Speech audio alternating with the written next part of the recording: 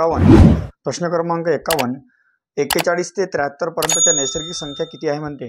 तर 41 ते 73 पर्यंत आपल्याला नैसर्गिक संख्या आपल्याला काढायची आहे। तर नैसर्गिक संख्या काढायचं असेल तर पहा, जर हे क्रमागत नैसर्गिक संख्या आपल्याला काढायचं असेल तर काय करायचं, शेवटची संख्या आपण इथं म्हणू शेवटची संख्या, ठीक आहे, वजा वजा पहिली संख्या, शेवटची संख्या वजा पहिली संख्या प्लस काय होणार 1। मग शेवटची संख्या किती आपल्याजवळ 73 वजा पहिली संख्या किती आहे 41 वजा किती होणार इथं या ठिकाणी 1। मग 73 मधून 41 गेला म्हणजे 3 मधून 1 गेला किती होणार 2, 7 मधून 4 किती होणार 32, 32 प्लस 1 म्हणजे किती होणार 33। म्हणजे 41 ते 73 पर्यंत नैसर्गिक संख्या किती 33 म्हणजे पर्याय क्रमांक 4। प्रश्न क्रमांक 52 दोन संख्या 6x आणि 8x असून त्यांचा मसावी 14 आहे आणि लसावी 168 आहे, तर त्या संख्या कोणत्या पहा।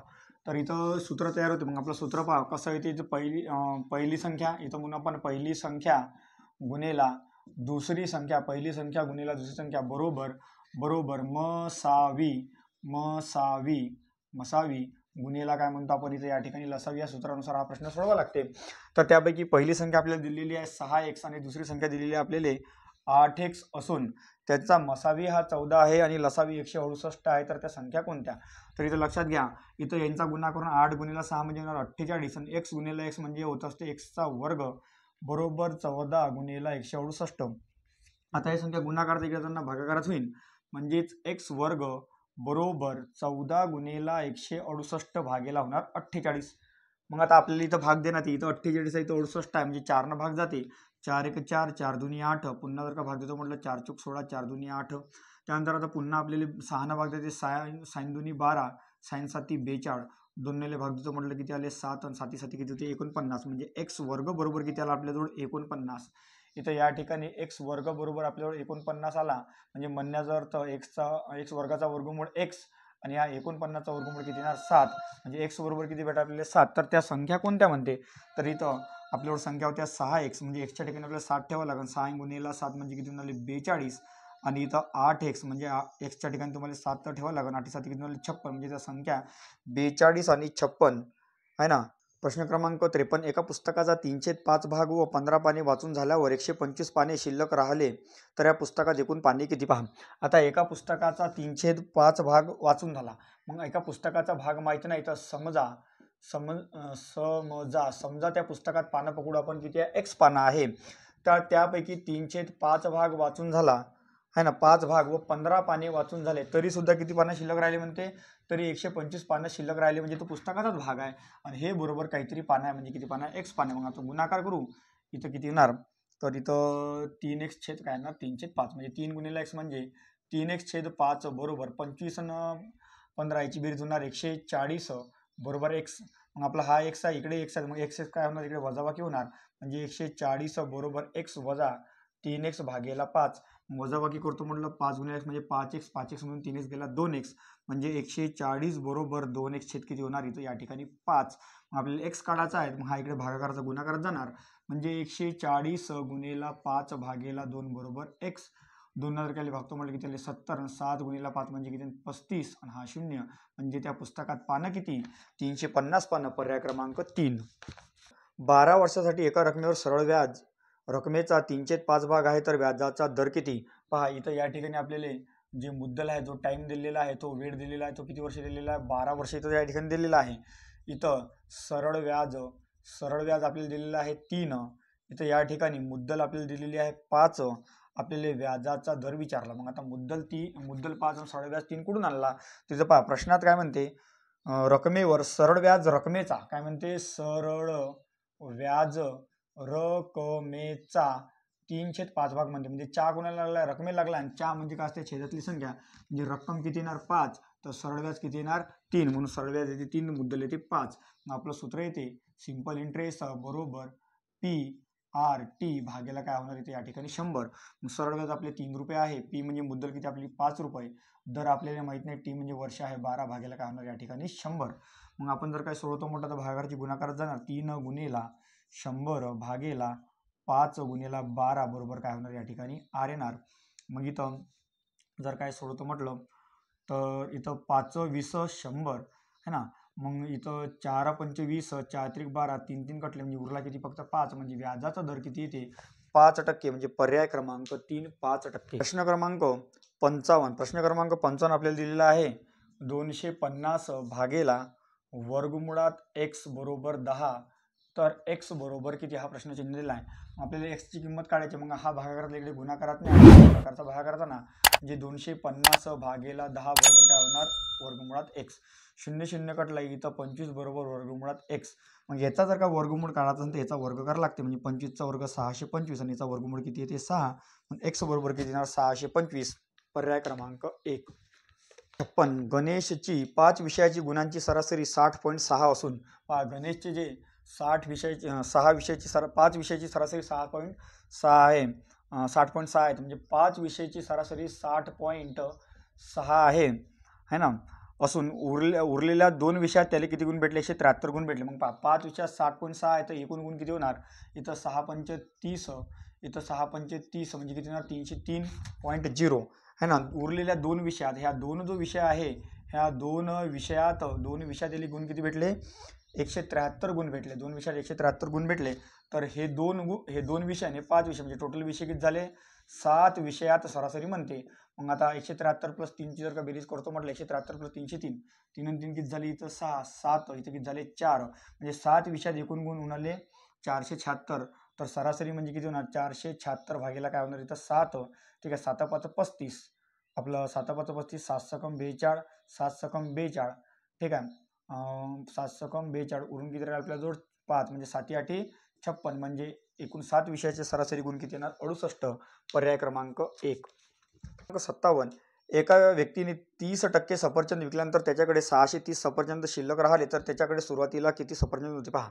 आता 30% विकले म्हणजे पहा एकूण सफरचंद म्हणजे एकूण सफरचंदची जी संख्या असन एकूण सफरचंदची संख्या असणार किती 100%.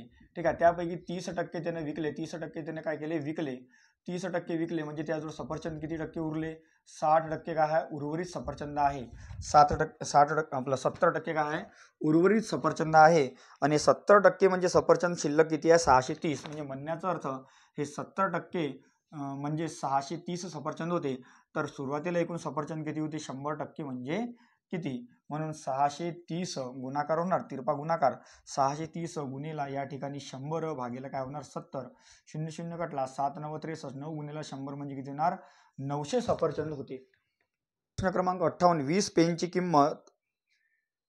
किंमत 20% उतरली तर 800 रुपयात पूर्वीपेक्षा किती पेन जास्त येतील. म्हणजे पहा आता पेन किती रुपये आहे 20 रुपये पेन 20 रुपये पेन म्हणजे 20 रुपयाचा एक पेन आहे याप्रमाणे 20 रुपयाचा एक पेन 20 रुपये प्रमाणे एक पेन आहे. ठीक आहे 20 रुपये प्रमाणे एक पेन आहे. आता असे किती रुपये दिले 80 रुपये दिले मग 20 रुपयाप्रमाणे जर का 800 रुपये दिले तर म्हणजे एकूण पेन किती येणार 40 पेन येणार. ठीक आहे मग जर का ह्या पेनची किंमत किती टक्के उतरली 20% उतरली म्हणजे 20 रुपये पेनची किंमत 20% उतरली म्हणजे 20% आपण कमी करू म्हणजे किती रुपये उतरली 4 रुपये म्हणजे पहिले 20 रुपयाचा पेन होता आता 4 रुपयाने कमी झाला म्हणजे आता पेन कितीचा एक 16 रुपयाचा तर तेच 800 रुपयामध्ये एकूण पेन किती येणार म्हणजे 800 भागेला 16 16 पंच 80 म्हणजे किती पेन येणार 50 पहिले येत होते 40 आता येते 50 म्हणजे किती पेन जास्त येणार 10 पेन काय येणार जास्त येणार म्हणजे पर्याय क्रमांक 2 10. 59 एका जंगलात 2 वर्षापूर्वी 30,000 सागचे वृक्ष होते. दरवर्षी 6% प्रमाणे जंगलतोडी झाली तर आज वृक्षाची संख्या किती पहा दरवर्षी 30,000 होते हे 30,000 होते दरवर्षी 6% कमी होणार म्हणजे 30,000चे आपण 6% इथं काढून घेऊ म्हणजे इथं सायंत्रिक 1800 म्हणजे आता हे 30,000 मधून 1800 वृक्ष काय झाले कमी झाले म्हणजे 0 0 10 मधून 8 गेले किती उरून आले 2 इथं झाले 2 म्हणजे 10 मधून 2 गेले किती उरून आले 8 म्हणजे 28,200 मग अजून पुन्हा या 28,200 चे अजून पुन्हा किती टक्के कमी झाले 6% कमी झाले म्हणजे वजा आपण 6% काढू 0 0 कटला साइन 2 1200 2 हातचा आला 1 8 सकम 48 48 आणि 49 ची 9 हातचे आले 4. ठीक आहे एक मिनिट गुणाकार जर करतो म्हटलं साइन 2 1200 2 हातचा आला 1 8 सकम 48 आणि 49 ची 9 हातचे आले 4 साइन 2 12 12 4 16 म्हणजे 1692 अजून कमी करावं लागेल म्हणजे 28,200 मधून 1692 जर का आपण वजाबाकी करतो म्हटलं तर पर्याय क्रमांक 4 इथं या ठिकाणी येते 26,508 म्हणजे पर्याय क्रमांक 4.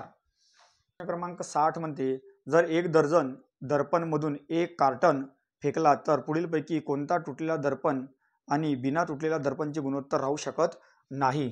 तर दर्पणची संख्या किती आहे 12 डझन आहे किती 1 डझन आहे, 1 डझन म्हणजे किती 12 दर्पण होणार, 1 डझन म्हणजे किती दर्पण होणार 12 दर्पण होणार. तर कोणती होऊ शकत नाही म्हणजे मग इथं गुणोत्तर दिलं 2 यास 1, 3 यास 1, 3 यास 2 आणि 7 यास 5. म्हणजे आता समजा तुकडे जरी पडले तर दर्पणचं किती राहील टोटल 12च राहणार आहे का नाही. मग आता गुणोत्तरापैकी कोणत्या गुणोत्तराचे बेरजेनं 12 भाग जाते ते आपल्याला पाहायला लागेल. 2 आणि 3 3 12 भाग जाते, 3 1 4 4 12 भाग जाते, 7 आणि 5 12 12 12 भाग जाते, परंतु 3 आणि 2 5 ह्या 5 12 भाग जात नाही. म्हणून तुटलेले दर्पण आणि न तुटलेले दर्पणची गुणोत्तर 3 या 2 होऊ शकत नाही. 62 प्रश्न क्रमांक 62. एक व्यक्ती प्रवाहाच्या दिशेने 30 किलोमीटर, प्रवाहाच्या विरुद्ध दिशेने 18 किलोमीटर प्रत्येकी 5 तासात पोहोचतो. पहा आता इथं प्रवाहाच्या दिशेने किती किलोमीटर चालला 30 किलोमीटर चालला, ठीक आहे. आणि प्रवाहाच्या विरुद्ध दिशेने तो किती किलोमीटर चालला 18 चालला. तर प्रवाहाच्या दिशेने तो 30 किलोमीटर 5 तासात चालला, म्हणजे एका तासात किती किलोमीटर जाणार 6 किलोमीटर प्रति तास, ठीक आहे. प्रवाहाच्या विरुद्ध दिशेने तो 18 किलोमीटर चालला, असे 5 तासात चालला, तर मग एका तासात किती जाणार 5 3 15, 3 उरले 5 6 30, म्हणजे 3.6 किलोमीटर प्रति तास. मग आता प्रवाहाची दिशा आणि प्रवाहाच्या विरुद्ध दिशा ह्या दोघांतला फरक किती होणार आपल्याजवळ 2.4चा, आणि या दोघांतला फरक भागेला 2 म्हणजे काय भेटते तर 2 जर त्याला भागतो म्हटलं म्हणजे किती येणार 1.2 किलोमीटर. हा कोणाचा वेग येणार प्रवाहाचा वेग येणार, म्हणजे पर्याय क्रमांक 1. 63 आज आईचे वय मुलीच्या वयाच्या 5 पट आहे. इथं या ठिकाणी आई आणि मुलगी आईचे वय मुलीच्या वयाच्या 5 पट आहे, म्हणजे मुलगी समजा x वर्षाची आहे तर आई किती वर्षाची आहे 5x वर्षाची आहे पट म्हटलं तर, ठीक आहे. यांच्या वयाची बेरीज म्हणजे इथं प्लसचं चिन्ह, हे किती वर्ष आहे म्हणते हे वर्ष आहे 30, म्हणजे इथे लिहून गेले बरोबर 30. आता यांच्या वयाची बेरीज 5x आणि 1x किती होणार 6x बरोबर 30 बरोबर x बरोबर किती येणार 5. तर आणखी 5 वर्षांनी आई व मुलीच्या वयाचे गुणोत्तर किती, म्हणजे आजचे गुणोत्तर आहे आजचे आहे, मग इथं x च्या ठिकाणी 5 लिहायला लागेल, म्हणजे 5 गुणिले 5 म्हणजे आईचं वय किती होणार या ठिकाणी 25 वर्ष होणार, ठीक आहे. मुलीचं वय किती होणार 5 वर्ष, आणखी 5 वर्षांना म्हणजे याच्यात 5 जोडून द्या, 25 आणि 5 किती झाले 30, याच्यात सुद्धा 5 जोडून म्हणजे किती झाले 10, म्हणजे गुणोत्तर किती होणार 3 यास 1, म्हणजे पर्याय क्रमांक 3 3 यास 1. 64 सीता व गीता यांच्या वयाचे गुणोत्तर 9 यास 4 आहे. जर 5 वर्षांनी त्यांच्या वयातील फरक 5 वर्षाचे होते तर सीताचे आजचे वय किती पहा. इथे या ठिकाणी म्हणते सीता व गीता यांच्या वयाचे गुणोत्तर किती आहे 9x आणि 4x आहे. जर 5 वर्षानंतर त्यांच्या वयातील फरक 5 वर्षानंतर म्हणते म्हणजे 9x अधिक 5 आणि 4x अधिक 5 यांच्या वयातील जो फरक आहे म्हणते तो किती वर्षाचा आहे 5 वर्षाचा आहे, म्हणजे इथं आपण 5 लिहून घेऊ. मग इथं पहा इथं 9x मधून 4x गेला किती होणार 5x, आणि हा काय झाला आपला 5 आणि 5 किती होणार हे प्लसचा 10 बरोबर काय होणार 5. इथं 5x बरोबर हे आपले 10 इकडे काय होणार जाताना मायनस होणार, म्हणून 10 मधून 5 गेले 5, म्हणजे x बरोबर किती आला 1, x बरोबर किती आला 1. तर सीताचे आजचे वय किती आहे 9x, मग x बरोबर किती आला 1, म्हणून 9 गुणिले 1 म्हणजे सीताचा आजचं वय किती येणार 9, म्हणजे पर्याय क्रमांक 3. प्रश्न क्रमांक 65 इथं दिलेला आहे 12 16 20 24 टिंब यामध्ये 25व्या क्रमांकाचे आपल्याला पद विचारले. तर हा अर्थमॅटिक प्रोग्रेशनचा प्रश्न आहे, म्हणजे म्हणण्याचा अर्थ की बा इथं घडालेले पदतील फरक काढून आपल्याला 25व्या क्रमांकाचा पद सांगणं आहे. तर याचं एक सूत्र निर्माण होते पहा. इथं ए म्हणजे म्हणू आपण पहिले पद, त्यानंतर इथं यन म्हणजे विचारलेले पद, आणि डी म्हणजेच अंतर, काय म्हणून आपण या ठिकाणी अंतर. तर याची मांडणी करताना असं होणार, याचं सूत्र येते इथं सूत्र म्हणजे असं होते ए अधिक यन मायनस 1 डी आणि कंस कंप्लीट. मग आता या ठिकाणी एच्या ठिकाणी काय येणार पहिलं पद म्हणजे किती येणार 12 अधिक यनच्या ठिकाणी काय येणार यन म्हणजे विचारलेले पद किती येणार 25, ठीक आहे, वजा 1, आणि अंतर किती होणार प्रत्येकाचं अंतर किती होणार इथं 4चं अंतर होणार, म्हणजे इथे किती येणार 4 कंस कंप्लीट. मग इथं 12 अधिक 25 मधून एक किती उरून आले 24 गुणिले 4 म्हणजे किती होते 96, आणि 96 अधिक 12 9 6 2 8 9 1 10, म्हणजे 25व्या क्रमांकाची संख्या किती येते 108, म्हणजे पर्याय क्रमांक 1. 67 दोन संख्यांचा गुणाकार 720 आहे व त्यांचे गुणोत्तर एकाच 5 आहे, त्यांच्या वर्गातील फरक किती म्हणते. तर पहा दोन संख्यांचा गुणाकार आपल्याला दिलेला आहे व गुणोत्तर दिलेले आपल्याला 1x आणि 5x यांचा गुणाकार दिला, दोन संख्यांचा गुणाकार हा किती दिलेला आहे 720 दिलेला आहे. 5 गुणिले x म्हणजे होते 5x वर्ग बरोबर होणार इथे या ठिकाणी 720. x वर्ग बरोबर 720 भागेला 5. जर का आपण भागाकार देतो म्हटलं तर 5 1 5 आपल्याला उरले किती इथं 2 5 चोक 20 5 चोक 20 म्हणजे x वर्ग बरोबर येणार 144. तर x म्हणजेच किती येणार 12. तर त्यांच्या वर्गातील फरक म्हणते. मग आता xच्या ठिकाणी 12 आले म्हणून जिथं x आहे तिथं आपल्याला 12 ठेवावं लागेल. म्हणजे इथं 1 गुणिला x म्हणजेच म्हणण्याचा अर्थ 1 गुणिला 12 म्हणजे होणार 12. त्यानंतर इथं 5 गुणिला x म्हणजेच 5 गुणिला 12 5 गुणिला 12 म्हणजे होणार इथं या ठिकाणी 60. यांच्या वर्गातील फरक म्हणजे 12चा वर्ग किती होणार 144 आणि 60चा वर्ग होणार 3600. ठीक आहे. यांच्या वर्गातील फरक जर आपण काढतो म्हटलं पर्याय क्रमांक 3 येणार 3456 म्हणजे पर्याय क्रमांक 4 3456. प्रश्न क्रमांक 68 5 अंकी 4 अंकी 3 अंकी लहानात लहान संख्यांची सरासरी किती पहा. आता जर का आपण अंकीचा विचार करतो म्हटलं तर पहा 2 अंकी सर्वात लहान संख्या 10 आणि मोठ्यात मोठी 99, 3 अंकी 100 आणि इकडे येणार 999, 4 अंकी येणार 1000 आणि इकडे येणार 9999. मोठी म्हटली तर 1 9 वाढवा आणि लहान म्हटली तर 1 0 कमी करा. ठीक आहे. इकडे गोष्ट लक्षात घ्या. मग आता इथं या ठिकाणी काय म्हणते, या ठिकाणी म्हणते की 5 अंकी 4 अंकी 3 अंकी लहानात लहान. 5 अंकी लहानात लहान म्हणजे 1 2 3 4 आणि 1 5. त्यानंतर 4 अंकी म्हणजे 1 2 3 4. त्यानंतर म्हणते 3 अंकी म्हणजे 1 2 आणि 3. यांची सरासरी किती म्हणते म्हणजे भागेला काय होणार 3. मग आता 10,000 1000 11,000 11,000 100 11,100 भागेला 3 जर का भागतो म्हटलं 3 1 3 3 त्रिक 9 3 7 21 म्हणजे किती ते 3700 म्हणजे पर्याय क्रमांक 3. 69 90 पैसे हे 5 रुपयाचे शेकडा किती. तर 90 पैसे हे 5 रुपयाचे शेकडा किती म्हणते. मग आता इथं काय होणार युनिट सारखे करावं लागेल. म्हणजे म्हणण्याचा अर्थ हे 90 पैसे आहे आणि किती रुपये 5 रुपये. तर आपल्याला 5 रुपयाचे रूपांतर पैसेमध्ये आपल्याला करणं आहे. तर पहा 1 रुपया, तर 1 रुपया म्हणजे किती पैसे होते 100 पैसे होते. तर 5 रुपये म्हणजे किती पैसे होणार 500 पैसे होणार. म्हणून आता गणित असं होणार 90 पैसे हे 500 पैशाचे किती टक्के म्हणजे भागीला 100. आपले किती पैसे कडून घेतले 0 0 आपले हे कटले. ठीक आहे. मग त्यानंतर हे इकडे जर का भागाकार आणतो म्हटलं तर भागाकार पूर्ण भाग जात नाही म्हणजे भाग जाते परंतु पर्यायामध्ये आहे नाही म्हणजे पर्याय क्रमांक आहे ना 4. पर्याय क्रमांक 4 यापैकी नाही. तर प्रश्न क्रमांक 70 कंसात 5 कंसात 8चा घात 1/3 अधिक 27चा घात 1/3 कंस कंप्लीट याचा घात 3 मोठा कंस याचा घात 4 बरोबर किती. मग इथं लक्षात घ्या जर आपल्याला सगळ्यात पहिले कंस दिल्यानंतर सगळ्यात पहिले सर्वात लहान कंस सोडवा लागेल. तर इथं 8 दिला इथं 3 दिला. इथं जर का 3 दिलेला आहे किंवा इथं जो अंक दिलेला आहे तर समजून जायचं हे जे संख्या दिलेली आहे कोणत्या तरी संख्येची. समजा इथं 3 दिला म्हणजे कोणत्यातरी संख्येचा तिसरा घात आहे. 2 दिलेला आहे म्हणजे समजा दुसरा घात आहे. 4 दिला आहे म्हणजे समजा चौथा घात आहे. मग इथं 3 दिलेला आहे म्हणजे 8 हा कोणत्या संख्येचा तिसरा घात येते. तर इथं या ठिकाणी 8 हा 2चा कितवा घात येते तिसरा घात येते म्हणून गुणिला काय होणार 1/3 अधिक 27 हा कोणत्या संख्येचा तिसरा घात येते 27 हा 3चा तिसरा घात येते म्हणजे 3चा तिसरा घात म्हणजे 27 गुणिला 1/3 हा 3 3 कटले म्हणजे उरले किती आपल्याजवळ इथे किती उरला 2चा घात 1 म्हणजे 2 अधिक 3चा घात 1 म्हणजे किती झाले 3 म्हणजे हे किती आले 3 2 किती झाले आपल्याजवळ 5. मग हे जर का आपण सोडतो म्हटलं हा कंस जर का आपल्याजवळ सोडतो म्हटलं किती आपल्याजवळ 5. मग आता पुढची जर समजा आपण सोडतो म्हटलं तर कंसात पुन्हा 5 कंसात 5चा घात किती होणार इथं या ठिकाणी 3 कंस कंप्लीट 1/4. मग इथं काही नाही म्हणजे इथं काय गुणाकारात चिन्ह आहे. इथं 5चा घात 1 लिहिला म्हणजे काय आणि 5 लिहिलं म्हणजे काय अर्थ सारखाच होते. मग इथं आपल्यावर संख्या कशी होणार 5चा घात 1 गुणिला 5चा घात 3 कंस कंप्लीट गुणिला काय होणार 1/4. मग आता 5 म्हणजे जर समजा तुमचा पाया समान आहे गुणाकार चिन्ह वरच्याची बेरीज होते 3 किती होणार 4 म्हणजे 5चा घात 4 गुणिला 1/4 आता 4 4 कटले 5चा पहिला घात म्हणजे किती ते 5 म्हणजे पर्याय क्रमांक 1 5. क्रमांक 71 प्रश्न क्रमांक 71 -5चा घात 3 गुणिला -2चा घात 4 गुणिला -1चा घात 5 बरोबर किती. मग पहा आता इथं मायनसचं चिन्ह दिलेलं आहे परंतु घात कसा आहे विषम आहे. इथं मायनस चिन्ह परंतु घात कसा आहे सम आहे. इथं मायनसचं चिन्ह दिलं आहे परंतु घात कसा आहे विषम आहे.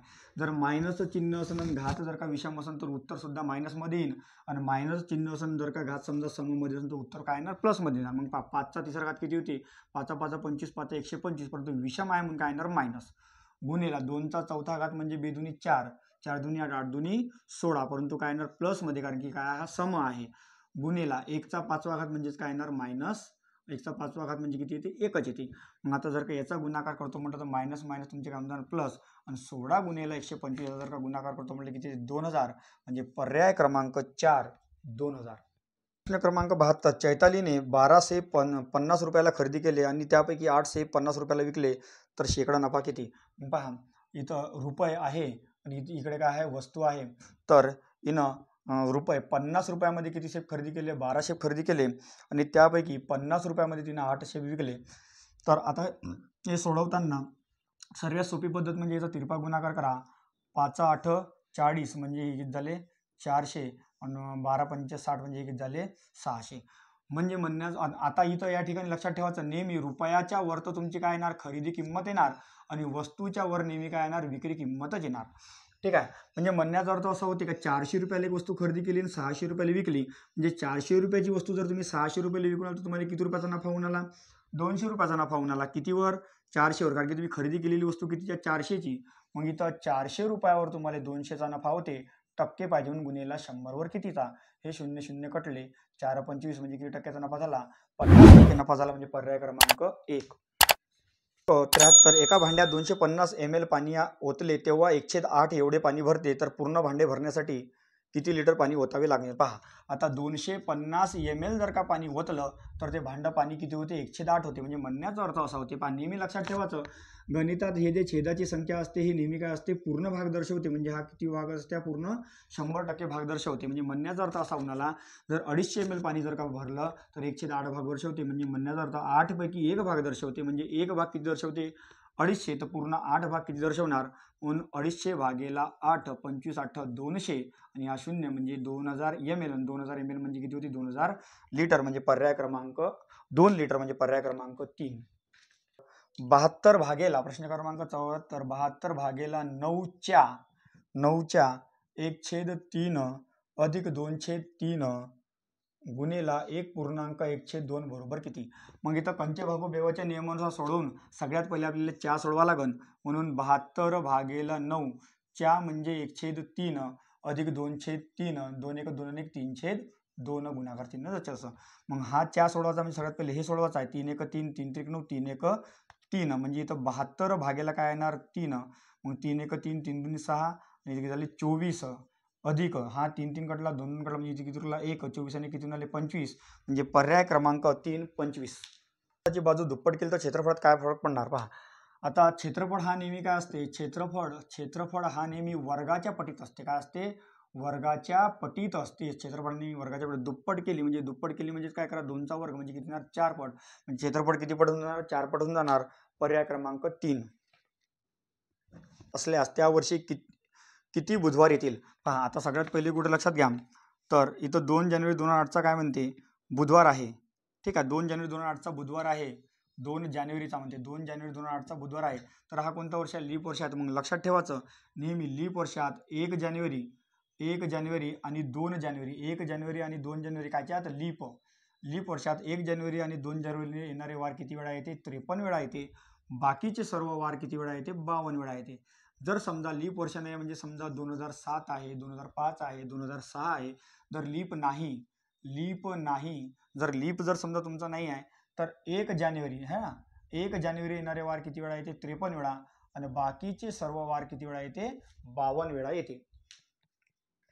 तर शीर्षासनमध्ये हरीला सूर्य उगत असताना दिसला तर त्याच्या उजव्याकडील दिशा कोणती होती पहा.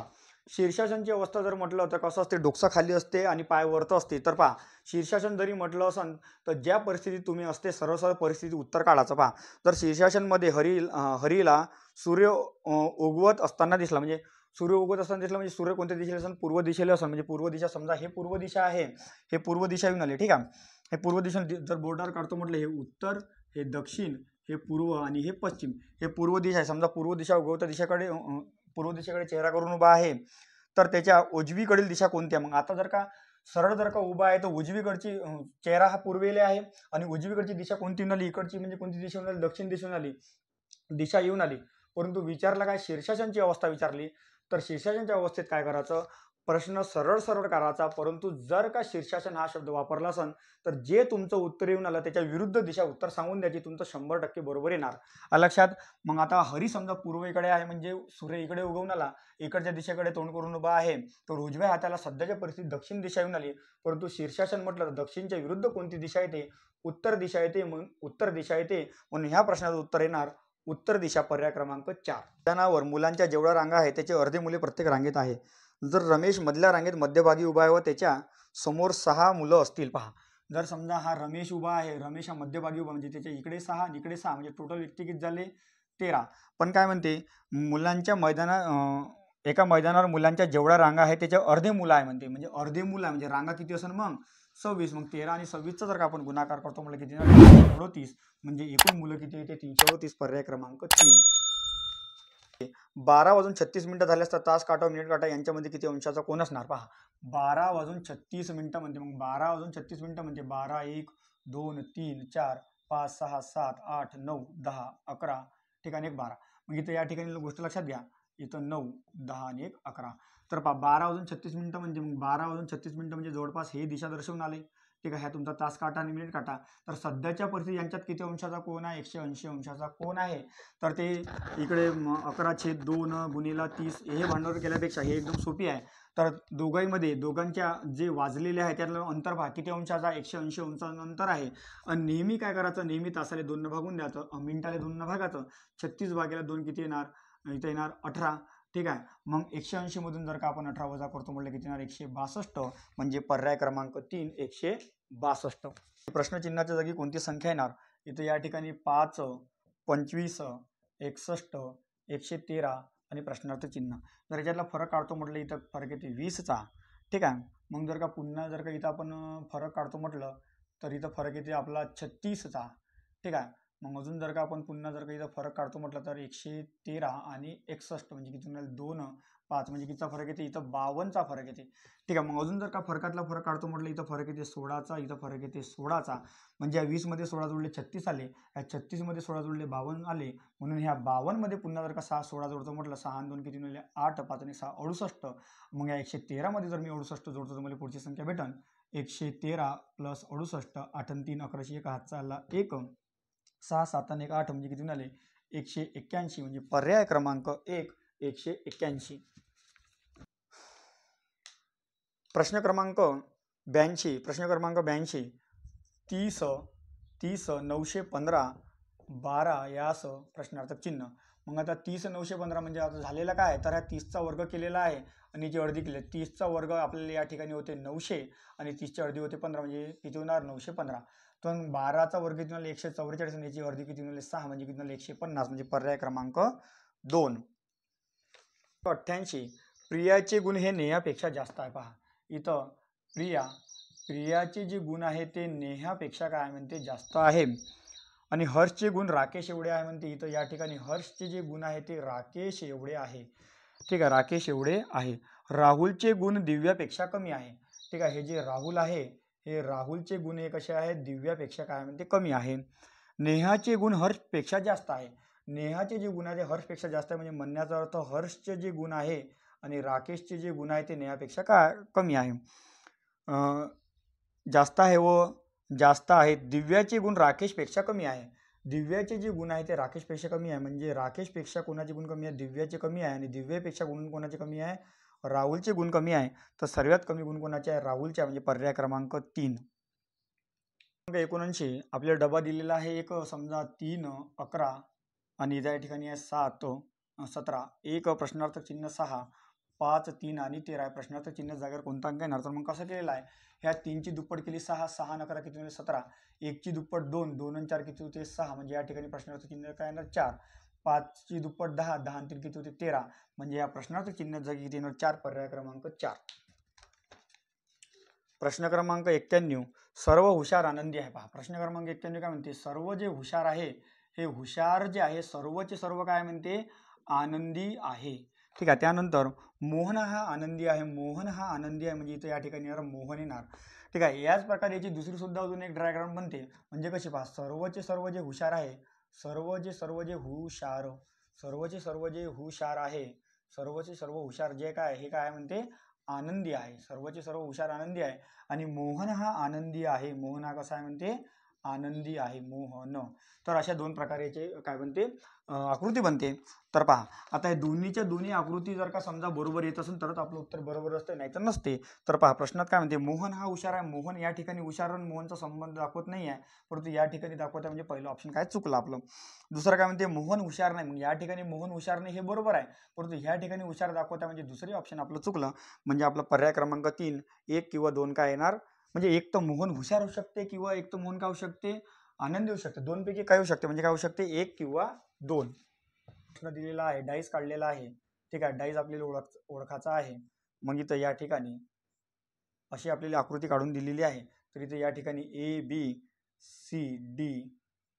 आणि तो कोणता येते F. मग आपल्याला विचारला बीच्या विरुद्ध कोणता अंक येणार, बीच्या विरुद्ध काय येणार. तर पहा इथे लक्षात ठेवा, हे बाहेरचे एकामेकाची विरुद्ध असते. त्यानंतर आता हे विरुद्ध असण्यासाठी यांचा कोणताच कोपरा हा एकामेकाला लागला पाहिजे नाही. म्हणजे पहा इथं सीच्या विरुद्ध काय येणार, इथे ए येणार. ठीक आहे, बीच्या विरुद्ध मग कोणता अंक येणार, डी येणार. म्हणजे बीच्या विरुद्ध किती येते, डी येते. ठीक आहे, म्हणजे पर्याय क्रमांक 4. प्रश्न क्रमांक 96 3.54 हे तास मिनिट सेकंदात कसे लिहा. पहा 3.54 हे तुम्हाला कसे लिहायचे आहे, तास मिनिट व सेकंदात लिहायचे आहे. मग हे कसं लिहायला लागेल, मग पहा आता हे जे 54 बनले तुम्हाला किती गुण आहे, 60 गुण नाही. मग 54 गुणिले काय करू आपण या ठिकाणी 60. ठीक आहे, 6 चोक 5 6 0 आपलं 4 0 0 6 चोक 24 4 हातचे आले 2. ठीक आहे, 6 पंचे 30 आणि 30 किती आले 32. म्हणजे किती आलं इथं 3240. मग आता काय करायचं, 2 घरानंतर पॉईंट द्यायचा आणि या पॉईंटच्या अगोदरची संख्या हे काय असते, तुमची मिनिटं असते. ठीक आहे, आता हे जे 40 उरले का नाही, ह्या 40ले पुन्हा कितीने गुणा लागेल, तुम्हाला 60 गुणा लागेल. 6 चोक 24 म्हणजे किती झाली, इथं या ठिकाणी 2400. पुन्हा 2 घरानंतर पॉईंट द्यायचा आणि अगोदरची 2 संख्या असणार, हे काय असणार तुमचे सेकंद असणार. म्हणजे आपलं उत्तर येणार 3 तास 32 मिनिटं आणि 24 सेकंद. म्हणजे पर्याय क्रमांक 3. प्रश्न क्रमांक 99 P चिन्ह, Q चिन्ह, R चिन्ह, S बरोबर काय येणार या ठिकाणी T. तर पहा इथं आपल्याला पर्याय दिलेला आहे, RT बरोबर आहे का म्हणते, त्यानंतर PS बरोबर आहे का, त्यानंतर QT बरोबर आहे का. मग पहा आता आपल्याला RT काढणं म्हणजे R पासून आपल्याला T कडे जाणं आहे. मग R पासून T कडे जाताना 2 आपले चिन्ह लागून आले, एक हे चिन्ह आणि हे चिन्ह.